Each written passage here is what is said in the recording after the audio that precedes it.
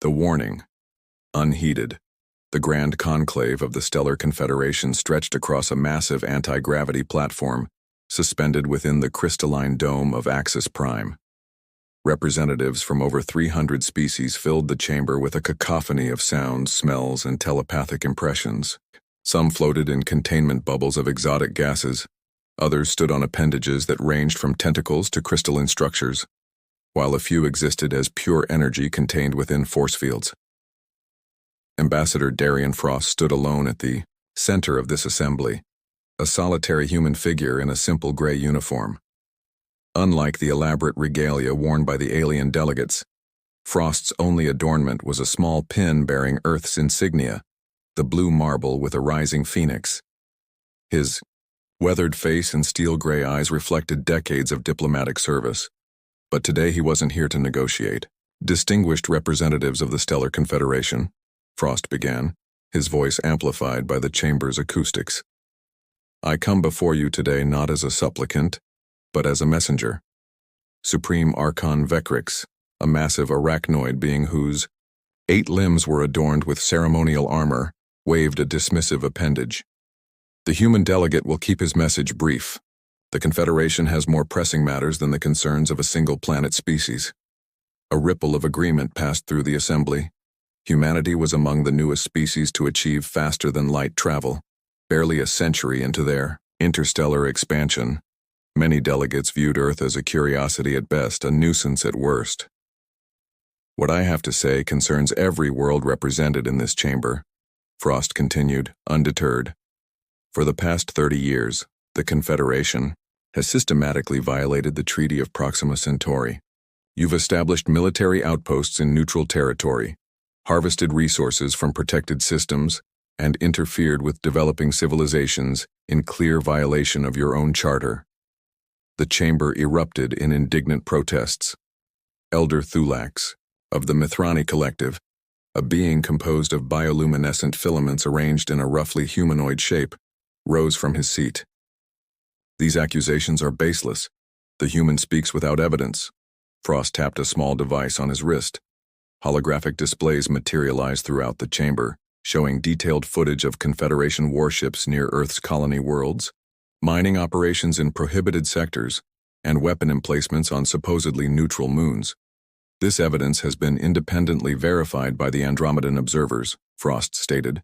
This isn't speculation, it's fact.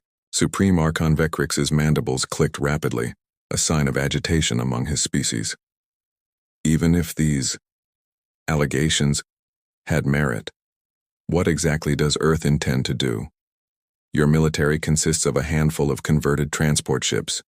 Your colonies barely sustain themselves.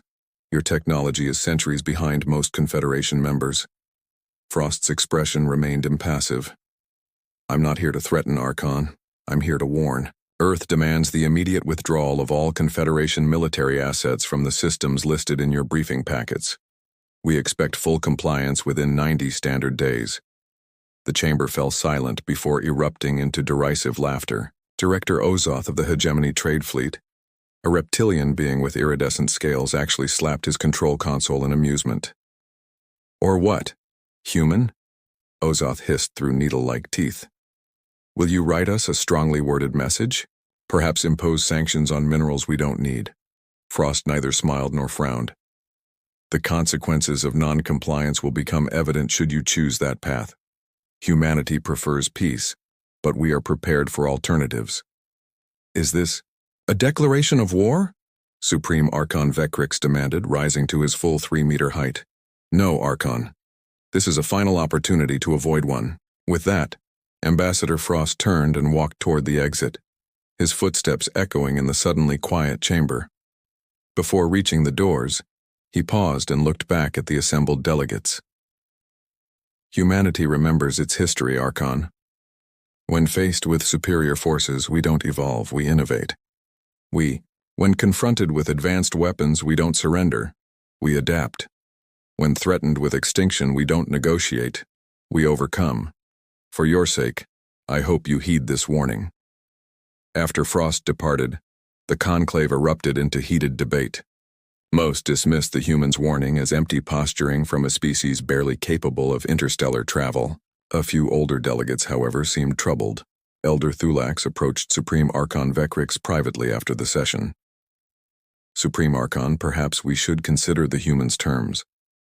My ancestors' records speak of encounters with Earth during their early development. They were unpredictable. Nonsense, Vecrix clicked dismissively. My intelligence reports confirm the humans possess no significant military capabilities. Their colonies are vulnerable, their defenses minimal. If they resist our expansion, it will be a simple matter to bring them to heel. Perhaps Thulax's bioluminescence dimmed slightly.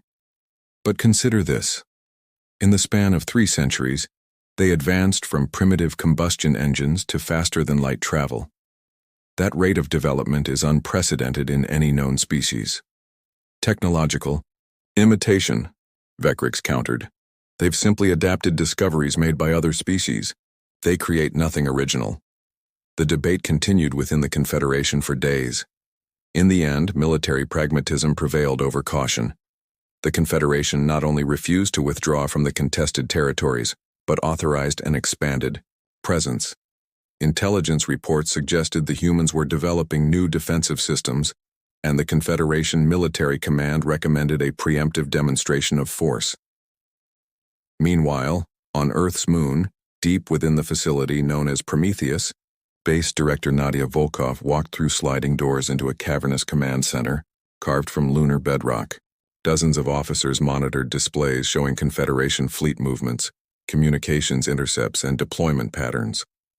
General Marcus Okafor, commander of Earth Defense Forces, stood at the central strategy table.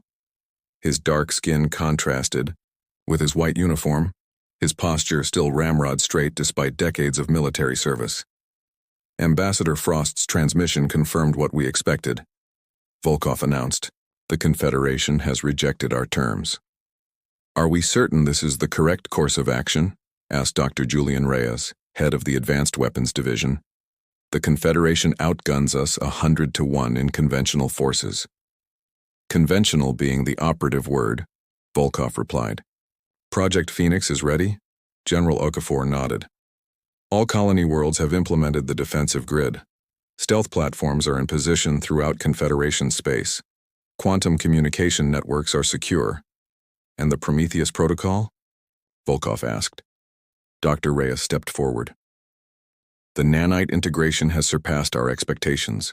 We've achieved 97% infiltration of Confederation military systems and 83% of their civilian infrastructure. The dormancy protocols are functioning perfectly. They suspect nothing." Volkov approached a massive display showing a real-time map of known space. Red indicators showed Confederation military positions surrounding human-controlled space. "They still think we're just another primitive species they can intimidate," she said quietly. "That we'll be satisfied with the scraps they leave us. Intelligence reports the Confederation is preparing a demonstration against our outpost on Europa," General Okafor reported. 3 capital ships, support vessels. They want to show us what happens when we challenge them.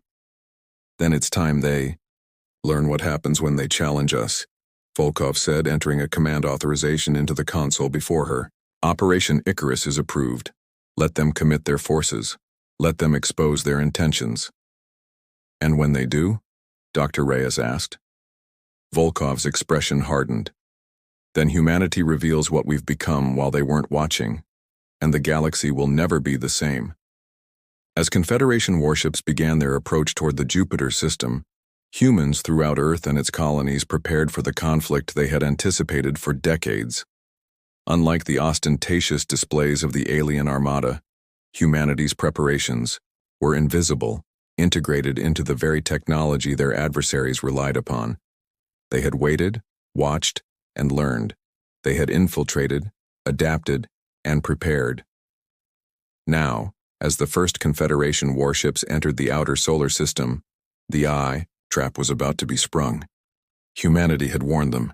The galaxy hadn't listened, and forgiveness was not part of the plan. The reckoning. The Confederation battlecruiser Unyielding Dominion led the punitive fleet toward Europa. Its massive silhouette, resembling a barbed spearhead nearly 2 kilometers long, dwarfed the human outpost it targeted. Commander Xerax stood on the bridge, his forearms crossed in satisfaction as the tactical display showed their overwhelming advantage. "Status report," he demanded, multifaceted eyes scanning the readouts. "All systems optimal, Commander," responded his executive officer, a Thraxian named Corval. "The humans have detected our approach but show no signs of evacuation or significant defensive preparations. Their outpost remains at standard alert level." Xerax's mouth parts clicked in what his species considered a smile. "As expected. Establish communication with their outpost, Commander." Moments later, the view screen activated, showing a human female with dark skin and short silver hair. Her uniform bore minimal insignia, and her expression remained neutral despite facing an invasion force. "This is Director Imani Washington of Europa Research Station. State your intentions, Confederation vessel." Xerax straightened to his full height. "Director Washington, this is Commander Xerax of the Confederation Navy. Your presence in this system has been deemed a violation of Confederation security protocols. You have 2 hours to evacuate all personnel. After that time, we will commence military operations." Washington's expression didn't change. "Commander, Europa Station is a civilian research facility in sovereign human territory. Any hostile action constitutes an act of war against Earth and all human colonies. Your warnings mean nothing," Xerax responded. "The Confederation High Command has determined that humanity requires guidance. This demonstration will help your species understand its proper place in the galactic order." "I see," Washington replied calmly. "Then I should inform you that your vessels have already entered the operational range of our defensive systems. For your own safety, I recommend immediate withdrawal." Laughter rippled across the alien bridge. Corval examined his sensor readings again. "Commander, sensors detect no weapons platforms, no defensive ships, no energy signatures indicating weapon systems." "Your bluff is noted, Director," Xerax said. 2 hours. Then we will reduce your outpost to its component atoms as an example to your species." Washington nodded once. "Very well. You've made your choice. Europa Station out." As the communication ended, Washington turned to her second-in-command. "Lieutenant Hammond, activate Phoenix Protocol. Authorization, Washington Omega 73. "Phoenix Protocol activated," Hammond confirmed, entering commands into his console. "Quantum entanglement. Network is live, all nodes responding. Throughout the solar system and beyond, invisible changes began occurring in the Confederation fleet. Within the quantum processors that managed their ship's systems, dormant code sequences activated. These nanoscale alterations had been introduced years earlier, integrated into components manufactured by seemingly independent contractors who supplied the Confederation military. On the Unyielding Dominion, Corval noticed it first. "Commander, I'm detecting anomalies in our navigation systems." "Explain," Xerax demanded. "Our position markers are shifting, and weapons targeting is experiencing calibration errors." Corval's voice rose in alarm. "Commander, shield harmonics are fluctuating." Before Xerax could respond, every display on the bridge suddenly went dark. Emergency lighting activated, bathing the command center in blood-red illumination. When the screens reactivated seconds later, they displayed an unfamiliar symbol, Earth's Phoenix emblem. "What is happening?" Xerax roared. A human voice, not Washington's, filled the bridge. "Confederation vessel Unyielding Dominion. This is General Marcus Okafor of Earth Defense Command. Your ship is now under our control. All weapon systems have been deactivated. All propulsion systems have been locked. Any attempt to override will result in complete life support failure." Across the Confederation fleet, the same scenario played out on vessel after vessel. Systems shut down, control was lost, and human voices announced the incomprehensible, that the primitive humans had somehow seized control of the most advanced warships in the Confederation. On the primary Confederation military channel, supreme Archon Vectrix received alarming reports from every sector where their forces were deployed near human space. Impossible, he chittered. How could they infiltrate our system so completely? The answer came from hundreds of light years away. On worlds throughout Confederation space, human diplomatic compounds simultaneously activated powerful quantum communication arrays. On every Confederation planet, on every military vessel, on every communication channel, Ambassador Frost's face appeared. "People of the Stellar Confederation," he began, his voice calm but resolute. "Your leadership was warned. They chose aggression over cooperation, domination over coexistence. That choice has consequences." The displays shifted to show Confederation warships throughout known space suddenly powering down, their systems no longer responding to their crews. Space stations, orbital platforms, ground-based defense systems all fell silent simultaneously. "For decades," Frost continued, "humanity has integrated our technology with yours. Every processor chip, every quantum computer, every advanced alloy, sold to the Confederation by supposedly independent contractors, contained components designed by Earth. Components that remained dormant until activated." In the Grand Conclave chamber, delegates watched in horror as footage showed human operators taking control of Confederation systems across hundreds of worlds. "We didn't want this outcome," Frost emphasized. "We sought only to exist peacefully, to develop our own path among the stars. Your leadership decided we were too unpredictable to be allowed true independence. They were right about one thing. We are unpredictable. But they severely underestimated the implications." Supreme Archon Vectrix, watching from his command center, saw reports flooding in of complete system failures across the Confederation's military infrastructure. "How?" he demanded of his advisors. "How did we not detect this infiltration?" Elder Thulax, who had counseled caution, stood nearby. "Because we saw what we expected to see, Archon. A young species struggling with primitive technology.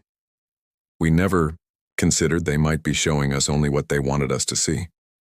On the displays, Ambassador Frost's expression remained impassive. "The Stellar Confederation as you've known it is over. Your military forces are neutralized. Your government, installations are under our supervision. But this is not a conquest, it is a reset. Throughout Confederation space, human ships emerged from stealth positions, taking up station near critical infrastructure.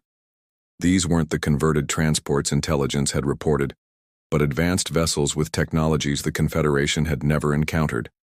"Effective immediately," Frost announced. "A transitional authority will oversee the reformation of interstellar governance. All species will have equal representation. All worlds will maintain their sovereignty.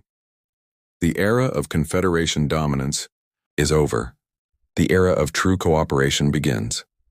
In the following weeks, the full extent of humanity's preparation became clear. For nearly 50 years, Earth had been developing technologies in secret, creating manufacturing facilities hidden from Confederation observation, and integrating control mechanisms into seemingly innocent trade goods.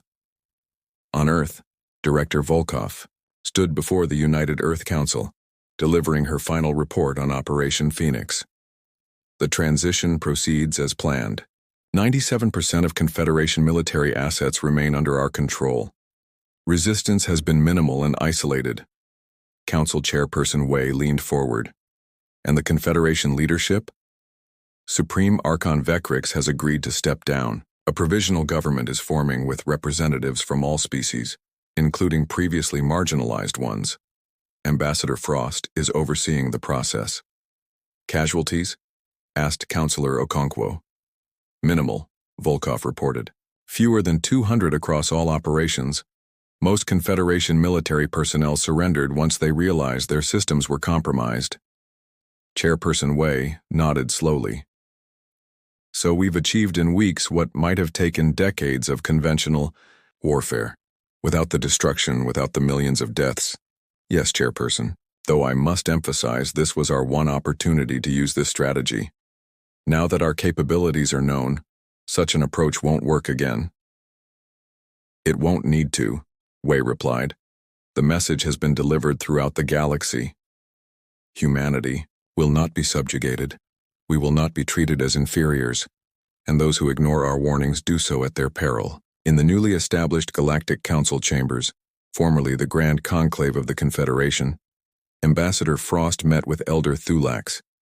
The massive chamber, once filled with the representatives of hundreds of species arranged in hierarchical seating, had been redesigned. Now all delegates sat in a perfect circle symbolizing their equal status. "You knew," Frost said quietly. "You counseled caution.